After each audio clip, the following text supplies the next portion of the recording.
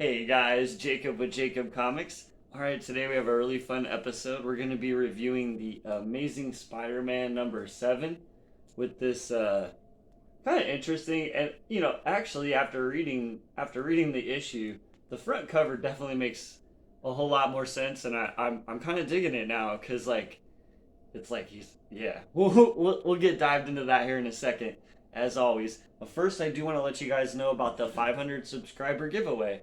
Now, when we hit 500 subscribers, we'll be giving this book away. It's a Silver Cerberus number 1, the first appearance of the Silver Cerberus and origin.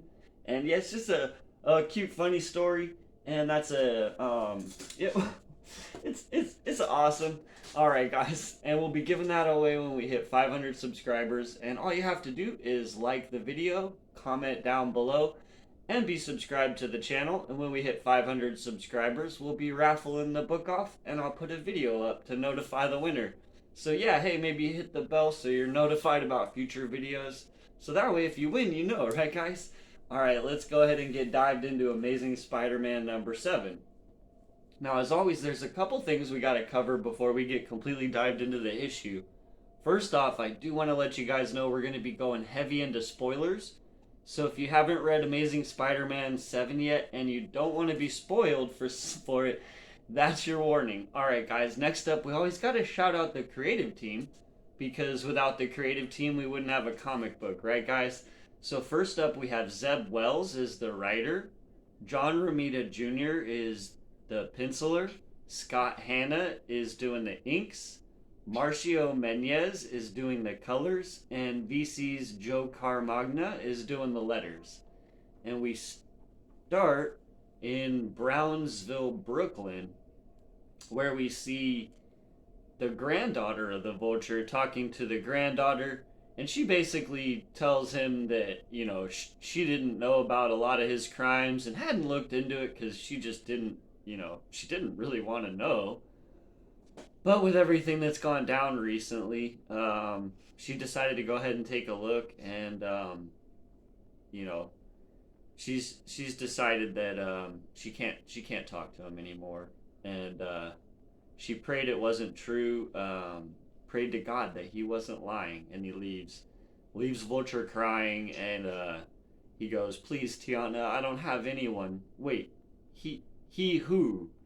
And then he kind of thinks that it's Peter Parker, and so he goes to grab his Vulture costume, and we dive over into Midtown Manhattan, where Harry Osborn is, or Norman Osborn, excuse me, where Norman Osborn is greeting Peter Parker, and he's kind of trying to woo him to work for him. He's like, I've I brought you here under false pretense, and I've actually brought you here because, yeah, I'd like you to join on board.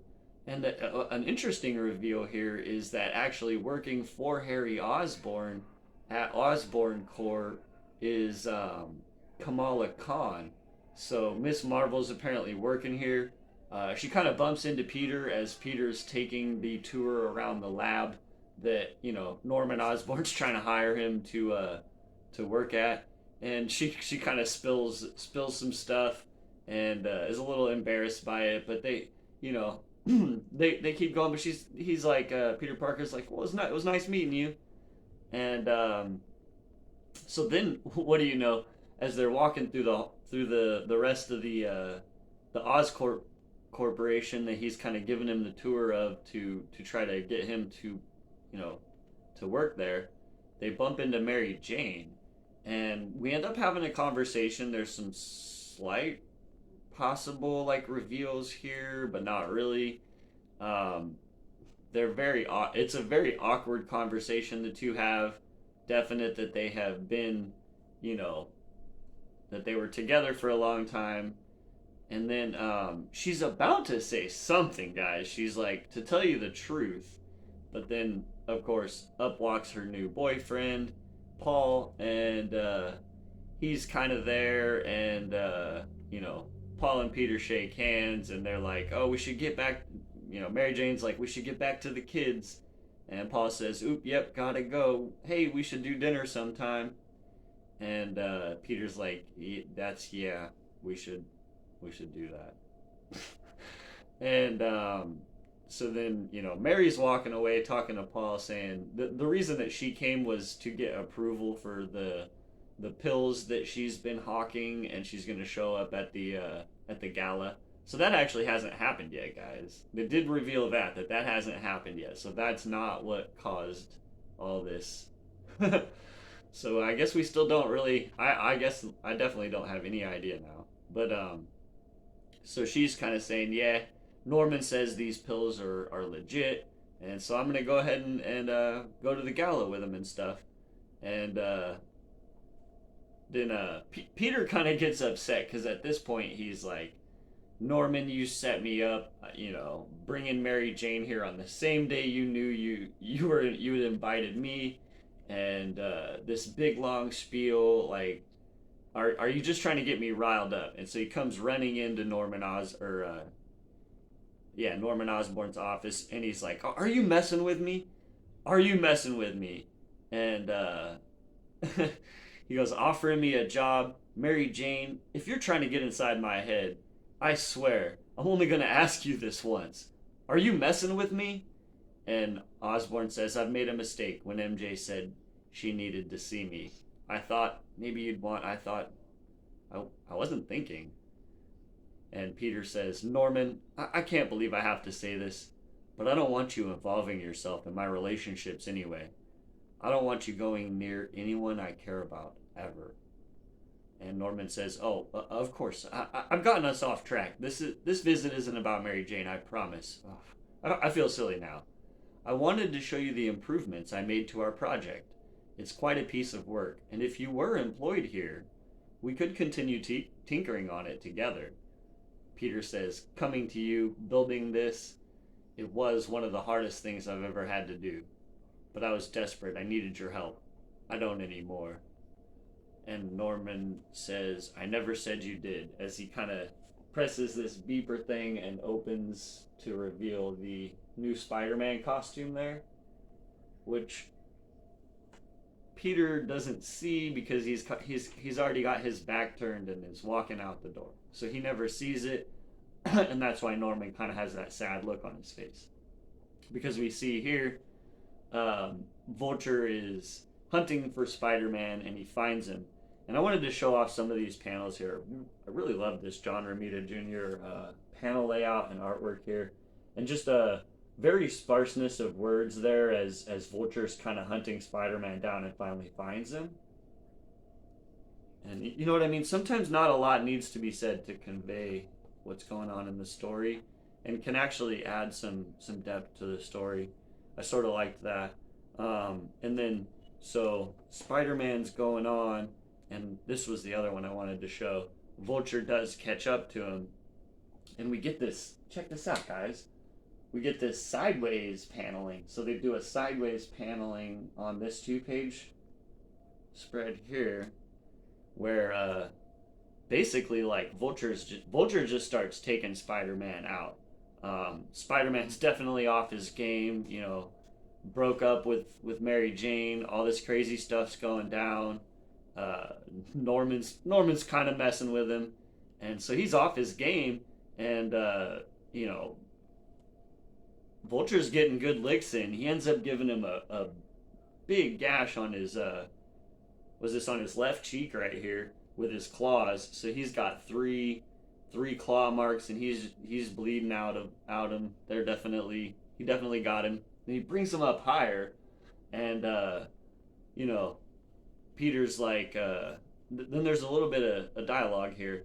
Vulture says, come here. She was the only love I had, and you took her from me. Do you understand? And Spider-Man says, Toombs, I don't know what you're talking about. Toombs, as he starts shredding his web shooters, and Spider-Man thinks, my web shooters, he's shredding them. Wait. And Vulture says, you say I'm a murderer? As Vulture drops him, Spider-Man goes, wait. And Vulture says, I'll show you a murderer. Now die. as he drops Spider-Man with no web shooters, super duper high. And he's thinking, he's like, how high am I? Too high. Way, way too high. As we see, I feel like if you look kind of closely, it looks like New York City Central Park there that he's falling into. Guys, so maybe he lands in a tree. I don't know. But he's definitely really high up, and he has no web shooters or anything, and Toombs dropped, and Vulture dropped him. And then so that's the last page reveal, but we do get this giant next panel. Check this out, guys. Some JR art of the new Spider-Man wearing the new suit. And it also does say here too at the end, and I don't even know what they're talking about, like it says in 2 weeks Spider-Man's funeral. Like that's on the final page here down in the, if you look right there, in 2 weeks Spider-Man's funeral. I don't know, but then you know what I'm saying, like they're showing the next issue he's wearing the new suit. So what's gonna happen? I don't know. But I definitely enjoyed this issue. I give this one a thumbs up, big time. Like I had a lot of fun with this one. There's a little bit of reveals. I don't know what it was about this issue that it just was fun. You know what I mean? Like this whole series has been Peter down on his luck, and for whatever weird reason, I'm just enjoying it, guys. I cannot explain it. I know not everybody's enjoying this run, but I kind of am. You know what I mean? Like it feels like a little bit of back to the basics Spider-Man, I guess. You know, he's down on his luck. He's struggling. He can't quite seem to figure things out. The bad guys are beating him up all the time, and you know, you're just rooting for your hero to succeed. And I'm enjoying rooting for him to succeed. I hope, you know, I want to see him turn all this around. And I feel like that's their intention. You know what I'm saying? Like we're gonna hopefully turn some of this around at some point. And Peter's obviously, like I said, I definitely still want those reveals. Like you know what happened 6 months ago that caused MJ and Peter to break up. That's definitely a big mystery right now, and I can't wait for it to get solved, I guess. Alright guys, so that's what I have. The Amazing Spider-Man 7 gets a thumbs up. Yeah. If you guys do want to help support the channel, we're currently selling a mystery box, and I'd really help and appreciate your support. Yeah, I have a little advertisement for it. Alright guys, we'll see you tomorrow. Cue the advertisement. Check it out, guys. Alright, we'll see you tomorrow, as I said, and have a great day. Hey guys, Jacob with Jacob Comics here. Alright, we have our first ever mystery box unveiled. I'm asking for the community's support and help on this. It's a #1 mystery box, so you get all #1s, guaranteed Marvel or DC, no indie books, so it's all Marvel, all DC, all #1s. We're going to do it at $50 shipped with a guaranteed value of $60. There are a total of 30 boxes, and 5 of the boxes are going to be valued at $100, guys. So we're going to have 5 mini prize winners valued at $100 out of the 30 boxes.